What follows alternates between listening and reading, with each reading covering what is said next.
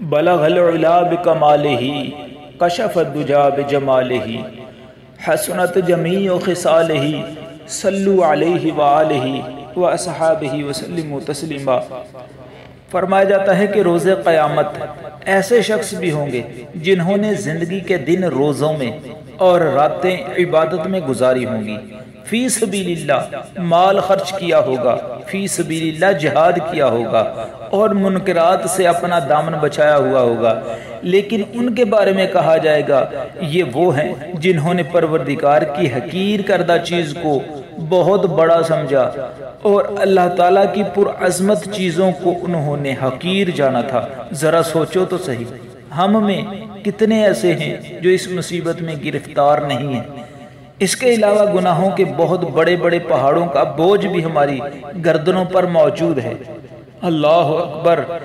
حضرت ابو حازم رحمۃ اللہ تعالی علیہ کا فرمان ہے کہ آخرت کے حاصل کرنے میں آپ کسی کو مددگار نہیں پائیں گے، آخرت کو حاصل کرنے میں آپ کسی کو مددگار نہیں پائیں گے، لیکن دنیا کے حصول میں جب بھی کسی چیز کی طرف ہاتھ بڑھاؤ گے تو دوسرے بدبخت کو اپنے سے پہلے موجود پاؤ گے۔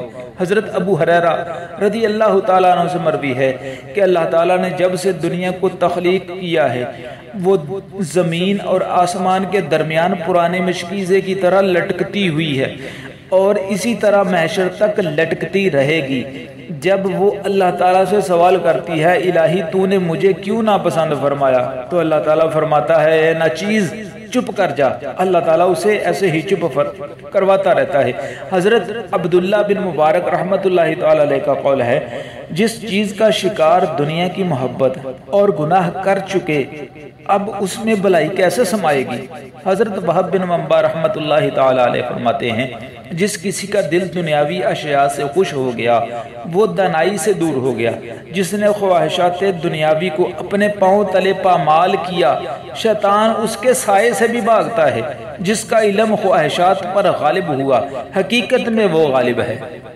حضرت بشر حافی رحمۃ اللہ تعالی علیہ سے کہا گیا کہ فلاں شخص فوت ہو گیا، فرمایا اس نے دنیاوی مال جمع کیا اور آخرت کو ضائع کر گیا۔ لوگوں نے اس کے نیک کاموں کا ذکر کیا، فرمایا یہ فائدہ مند صرف اس صورت میں ہوں گے اگر اس نے مال دنیا یعنی دنیا کا مال جمع نہ کیا ہوگا۔ حضرت ایک نیک بزرگ کا قول ہے، فرماتے ہیں دنیا ہم سے نفرت کرتی ہے لیکن ہم اس کے پیچھے بھاگتے ہیں۔ غور فرمانا ذرا، فرماتے ہیں دنیا ہم سے نفرت کرتی ہے لیکن ہم اس کے پیچھے بھاگتے ہیں، اگر وہ محبت ہم سے کرتی ہوتی تو اللہ ہی جانتا ہے پھر ہمارا کیا حال ہوتا۔ ایک دنا سے سوال کیا گیا دنیا کس کے لیے ہے؟ فرمایا جو اسے چھوڑ کر اس سے کنارہ کش ہو جائے۔ پھر سوال کیا گیا آخرت کس کے لیے ہے؟ فرمایا جو اس کا طلبگار ہے۔ ایک دانش مند کا کہنا ہے کہ دنیا ایک ویران جگہ کی مانند ہے اور وہ دل دنیا سے بھی زیادہ ویران ہے جو اس کی تلاش میں مارا مارا پھرتا ہے۔ جنت ایک آباد گھر ہے اور وہ دل جنت سے بھی زیادہ آباد ہے جو اس کا طلبگار ہے۔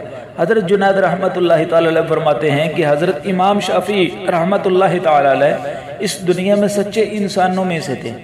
انہوں نے اپنے بھائی کو اللہ تعالیٰ کا خوف رکھنے کی نصیحت کی اور فرمایا اے بھائی، اے میرے بھائی، یہ دنیا خطا کرنے کی جگہ ہے اور رسوا کرنے والا گھر ہے، اس کی آبادی ویرانی کی طرف اور اس میں رہنے والے قبروں کی طرف جا رہے ہیں، اس کی قلیل چیز بھی جدا ہونے والی ہے، اس کا تمول مفلسی کی طرف روا دواں ہے، اس کی کثرت قلت ہے اور اس کی مفلسی میں مالداری ہے۔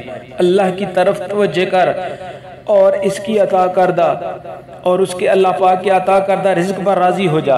جنت کو دنیا میں گروی نہ رکھ کیونکہ تیری زندگی ڈلتا ہوا سایہ اور گرتی ہوئی دیوار ہے، لہٰذا عمل زیادہ کر اور امیدیں کم کر دے۔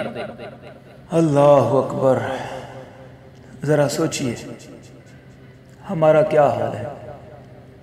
جب بھی میں اللہ تعالیٰ مجھے توفیق عطا فرماتا ہے یہ کتاب پڑھنے کی تو میرا دل کرتا ہے کہ میں یہ بات آپ احباب تک بھی پہنچاؤں، اپنے بھائیوں اپنی بہنوں تک بھی یہ بات پہنچاؤں، تاکہ شاید کوئی کام ایسا ہوتا ہے نا کہ کوئی کام مشکل ہو نا گھر میں کوئی کام کرنا ہو، باہر کوئی کام کرنا ہو، اپنے دوستوں سے، اپنے عزیزوں سے ہم اس بات کو شیئر کرتے ہیں۔ اگر کوئی مشکل کام ہو ہم مل جل کے کرنے کی کوشش کرتے ہیں۔ ہمیں یہ کام مشکل نہیں ہے لیکن ہم مل جل کے کریں۔ مل جل کے کرنے سے ہمیں کام آسان لگتا ہے۔ نماز ہم مل جل کے پڑھیں، روزہ مل جل کے رکھیں، نیکی کا کام مل جل کے کریں۔ اتفاق میں بھی برکت ہے اور مل جل کے کام کرنے میں بھی بڑی برکت ہے، ایک دوسرے کو خوشی ملتی ہے۔ میں چاہتا ہوں کہ اگر ایک نیکی میں نے کی ہے نا تو میرے بھائی، میری بہنیں، میرے دوست احباب کوئی اس نیکی سے محروم نہ رہیں۔ اللہ تعالی ہم سب کو نیکیاں کرنے کی توفیق عطا فرمائے۔ اللہ تعالی ہمیں نیکیوں کو جمع کرنے کی توفیق عطا فرمائے۔ وما علینا الا البلاغ المبین۔